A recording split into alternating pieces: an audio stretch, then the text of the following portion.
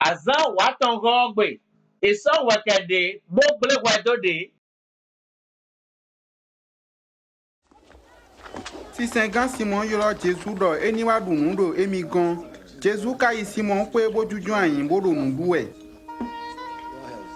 Filemi, mina bonu mina se tonu misea. Fielole nono hui pedea.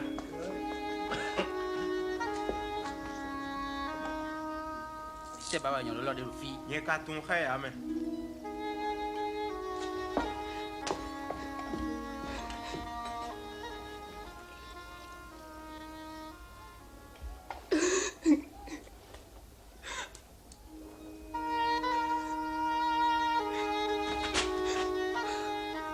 Ete wa we kadeni.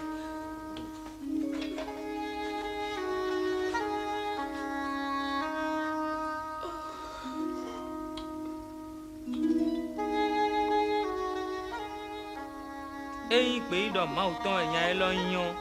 Ena ko tun me alopa eyan nu e lo yin. Ena ko tun do yan nu pe yan san to we. Simon ntun yonu elo. Nkaro ko ko bona don we. Yande ka tin bo mewe du ahodwe. Mero ko du degba wo do mewe go du degba we do. Ye mewe le ka si so aho etan. Bo yan so akọ kay. Mewe na yin wonu yan hu me do ye me. Ye modo me eze aho keke ke we. Ayi gbero ganji. Amamo yonu elo. Mbi akoto egbe yo. Anasimi madokla fona. Eye ka konda sintonda fo cheleji. Lobo donda tondo sonsuma. Akisinu miya. Lo eye ka gonsi kinu afo chelea. Akon amido tanu miya. Eye ka konchelu da fo cheleu. Madonu gbonuwe. Ede khle de so we huleke do wan yin da ko edu wutu. Lo me ze we pede ke yo. Wan yin pede we me ni onodo.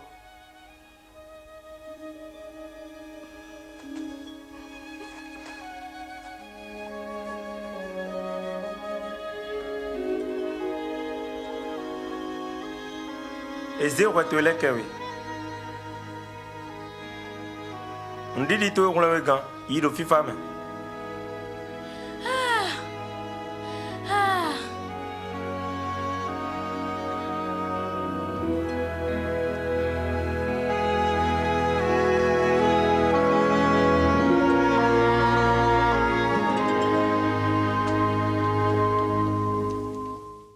Ne nyonu osi wa lo sota kitome e koda ile bigbon. Vogbon tewedo nyonu won ko falize enle po si wa lo leme. Ete Jesu baromadi oro gbezan cheme.